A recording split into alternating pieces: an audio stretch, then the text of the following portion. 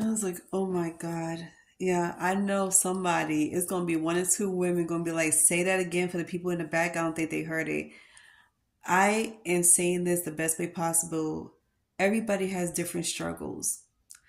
I don't know who needs to hear this, but everybody has different type of struggles. There's no such thing as your struggle being more severe than mine's and vice versa. And I wish people would stop comparing their struggles to somebody else's struggles because everybody has different levels of struggles that put a dent in their life and that makes them forever, like, how you say it, scarred. That's the perfect word. And I didn't want to say stress because it's like, that's not the perfect word. But what I wanted to say was people have to be mindful of what they say and do to you, not knowing that you've been through something that they putting you through now. And this goes for anybody. This is in general, whether it's friendships, relationships, or relationships with your family or with your lover or your girlfriend or boyfriend. It's always something in that person that will always remind you of your past trauma. The littlest things could trigger you. And not everybody sees that. Not everybody understands that. And this is why I said that it's important that you don't say and do something to that person to trigger their past trauma, to trigger their emotions and their depression. And I hate the fact that even though you tell this person all this, they still do it. I don't understand what the hell is up with people doing that. If I'm telling you, and I'm using that as an example, this is not towards nobody in general, so please don't assume anything. If I was to tell you my past trauma, and I told you that I have maybe two to three triggers, and one of them was my depression because of past trauma, don't ever in your life, I don't care if you get caught up in a moment, don't trigger me. Don't ever try to trigger me by saying the wrong things to either make a point or get under my skin. And then on top of that, it's not so mature of the person to bring up their trauma or bring up their struggles to make you feel good because you are an asshole, because you want to be an asshole, you want to be a condescending asshole and a misogynistic asshole. Yeah, you see how I put all those assholes in one sentence? Yeah, there's different types of ones. Learn about it. So I'm here to tell y'all that it's always something about you that you might not know that this person has triggers, because there's always somebody, anybody that you meet, something about them or something they be saying triggers you.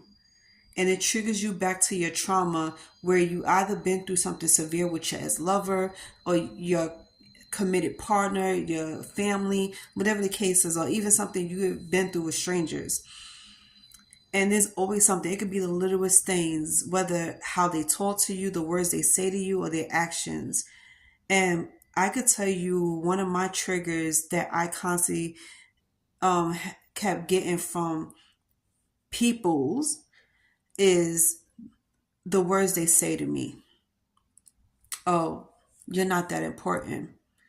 Or they could neglect me. Every time they would tell me, hey, let me call you back, or hey, I'm gonna come see you, hey, let's do this, let's do that, and you don't follow through, that makes me. Okay, so sorry my camera cut off, but what I was trying to say, since I'm back in my room, is that that makes me feel like you can't come through for me. You can't be trusted, and you're not a man of your word. You're not a person of your word, because this could go both ways too with women too, but most of the time it's men. But my other triggers is when somebody try to make me seem like I'm going crazy, like I'm a liar. Don't gaslight me. Don't sit here and tell me I'm mistaking it for this and that. It's like one thing about me is that I'm very observant. I take mental pictures of everything. I record everything in my mind. I let it go over and over in my mind. And I am an overthinker, so that's even more dangerous when you talk to an overthinker. They play that shit over and over and over in their mind, dissect the situation until they can figure out every little thing. And that's the most dangerous thing you can ever do, is try to call somebody a liar or overthinker a liar when we clearly hear everything. And one thing about me is that everything you say to me, I'm going to repeat it back to you as many times as I can. And everything you do, I'm going to recall it and make you realize that this is what you do. The last time I tried to make somebody take accountability for their actions because they kept denying it, we got into a huge argument about it because they didn't want to admit that they got caught. The funniest thing about a person is that, so, like I was saying, the funny thing about a person when they get caught in their bullshit is when they would never think that somebody like me will ever bring it to their attention and put them in their place about it. And the funny thing about it is that you cannot sit here and think you could possibly fool somebody into thinking one thing when there's another. Pulling the wool over our eyes is not going to cut it. So people like me is always calling out people like them, which is liars and bullshitters, and then people trying to gaslight us. You can't gaslight anybody when they're so in tune with everything that's around them, when they pay attention to things, when they listen to everything carefully. It's like, just because we call out on your bullshit doesn't make us wrong, and doesn't mean you could put a wool over our eyes and gaslight us. You can't get away with everything you say and do. And if it's not me, it's going to be somebody else out here that's going to put you in your place about it and hold you accountable for that shit. Now, a lot of people don't like that. That's what you call narcissistic peoples, is when they think they could put a wool over your eyes and play you and think that like they could fool you. And when you get close to calling them out on their shit and make them take accountability for it, they tend to run off. They want to argue you down. They want to call you a liar. They want to say, oh, you're mistaking it for this, or you sadly mistaken it for that. And they want to sit here and try to make you feel like you're not in your right mind, like you don't see things clearly, you don't hear things clearly, when they know exactly, like that they know exactly the truth. They know that you know the truth and they see it. They just don't like being called out on their shit. They want to keep continuing to pull the wool over your eyes and keep fooling you. They want you to go along with their bullshit. They want you to accept their behavior so that way they won't have to look like a bad guy. They can't stand when somebody like me bring everything to their attention and put them in their place and tell them, hey, this is not acceptable. This is not mature, and this is not cueing your part. So what they do, they be like, no, no, no, I don't want you to try to correct me. No, no, no, I don't want you to be right about this shit. I want to be right. Forget about you. Forget about your point of view, or forget the fact that you seen the truth. Just see what I see. Just let me just fool you for me. Be blinded at. Some people want you to be blinded to their actions and want you to let them get away with it. They want you to accept their behavior. And that's not what I'm going for. I don't know about anybody else out here, but I cannot do that. I cannot accept that. So that's why I refuse to let everybody get away with murder, like get away with what you've been doing. I'm going to put you in your place about it, bring it to your attention, and I'm going to try to solve this problem. But if we can't solve it, I'm going to leave you alone and call it what it is. You're a horrible, narcissistic person. And I cannot deal with people like that. I cannot operate under that type of situation. I can't be around narcissistic people. I'd rather walk away than to deal with them. Okay, so here's another funny thing that I learned off of TikTok by this woman that I'm following. Oh my God, I truly think she's like a godsend, but she is so hilarious. So she was saying to everybody on TikTok, like anybody that's looking to date again and specifically looking for something in a man, and that man comes to you before you can even ask any questions, was like, if a guy tells you if he's like that he's not looking for a commitment in a relationship, he just want a casual thing, say that, okay, we don't have to do commitment, but I am not, we're not going to do commitment when it comes to sex. And that's like I guess that's like a nice way of saying that if you're not gonna, if you don't want a relationship with me, and a committed one at that, we're not going to sleep with you. That was pretty much what she was saying. Because one thing I noticed about her is that I've been following this woman for almost a month now, and she was like, she noticed that everybody that has been coming in contact with these type of men, like the women, they be wanting a relationship coming from them, but the guys always claiming they not looking for anything serious, but they want to sleep with you. So they feel like even though they're not looking to give you what you want, they want you to give them what they want, and that don't work. It doesn't work like that And I always say that to everybody, that it doesn't work like that with anybody. You cannot sit here and tell a woman what you want and expect to get it, but deny her what she wants, what she rightfully wants and should get in her life. So I think that was like one of the best advice ever. You don't do commitment, okay, that's fine. But guess what? We're not gonna do commitment either, especially when it comes to sex. You're not looking for nothing serious, that's fine. But don't come to us asking for what you want because we're not gonna give it to you. We definitely don't do commitment in the sex department. I don't know. It just sounds crazy. It sounds funny to me. So another thing I learned was it's okay to be friends with guys. Like, I'm not saying not to be friends with them. And as for, oh, and let me bring this to one person's attention that commented in my comment section. I had to erase this comment because this guy was like so stupid and so rude. So he was like, because I said what I said about my ex, he feels like, well, since you don't have a man to protect and provide for you, that means all men are useless. No, I never said men was useless. I say my ex was not a real man for what he did to me. And then on top of that, if he's the one that coming to me talking about he wants to protect and provide, that's what a man does. Don't come to me and preach to me, I guess to flatter me or to make me feel some type of way because you want to win me over by saying what you think I need to hear. Talk about men are supposed to protect and provide for a woman.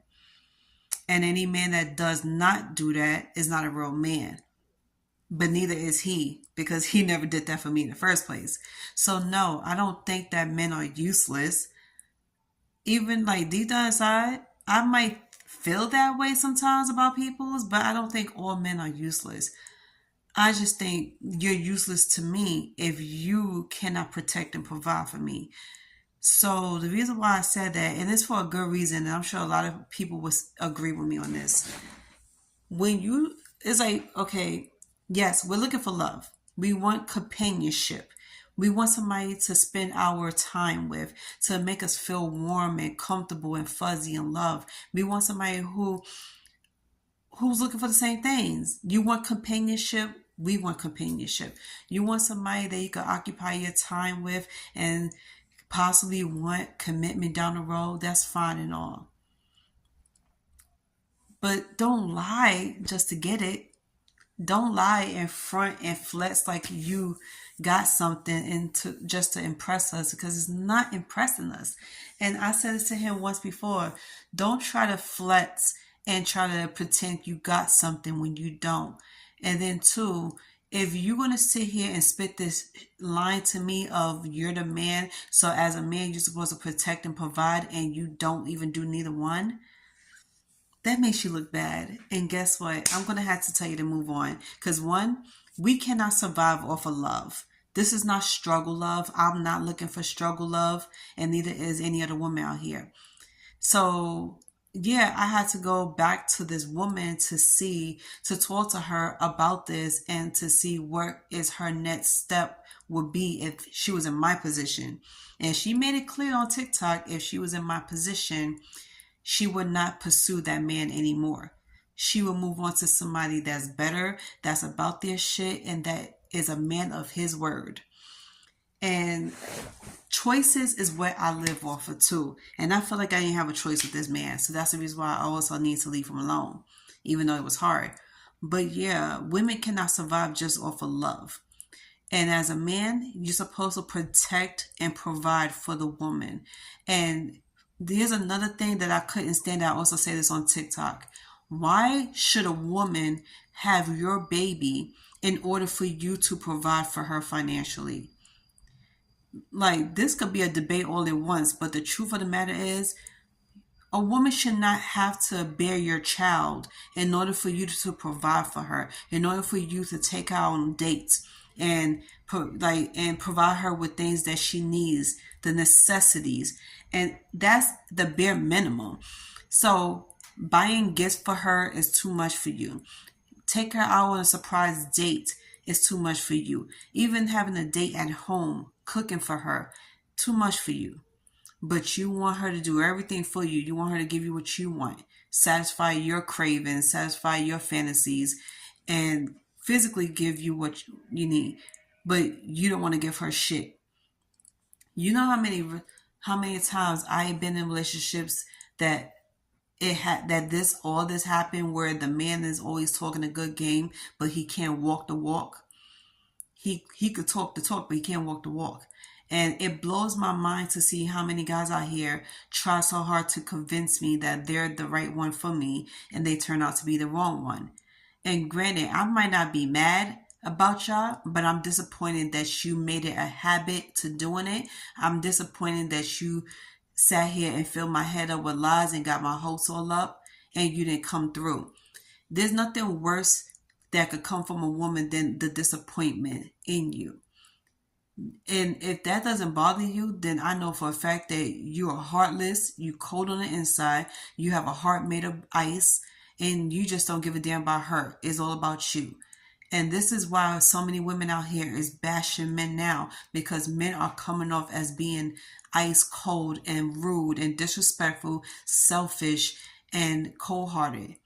You act like you have no feelings behind this, like this doesn't affect you that a woman is hurt. And I have to say this over and over to everybody that I meet. If a woman's pain doesn't affect you and you're the cause of it, then there's something wrong with you. It ain't nothing wrong with her. Okay, the only thing that's wrong with her is that she took you back. The only thing that's wrong that she did was forgave you and thought you could be a better man, that you could do better. But all she saw was you keep disappointing her because you can't seem to get it through your head. And you keep making the same mistakes over and over. That means you didn't learn anything. If you feel like you want to run off and leave her high and dry after you done cause pain and stress in her, you will get your karma like nobody's business, and I promise you that. And I know exactly who needs to hear this. We're not upset with y'all because y'all lied, like y'all said something y'all shouldn't have said.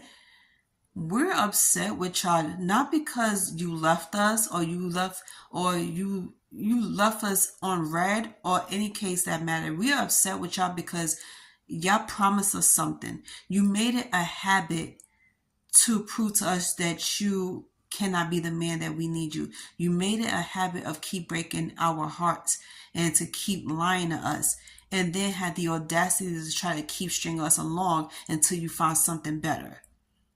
That's what we're upset about, because we gave you a chance. A lot of women, I'm sure, could agree with me, because a lot of people on TikTok agree with me. You disappointed us. You made it a habit to keep lying to us, doing us dirty, keep getting our hopes on us. You keep getting our hopes up and making us feel like we have a chance, making us feel like we have a chance at happiness and at life, the type of life we were supposed to be living with y'all. And then another thing I can't stand that I see men do is that everything that a woman tells you that she ever wants in her life with you, and the fairy tale she wants, and the type of, like, whatever she's looking for, everything she wants with you, you give it to the next person that comes in line after her. How dare you? I said this in my videos before, and I'm going to say it again. Stealing the woman's fantasy and love for having a family and a life with you and giving it to the next woman, that could be just about the most cold-hearted thing you could ever do. And that makes you look like a bitch. That makes you look fucked up. And it makes a woman not to ever want to fuck with you ever again.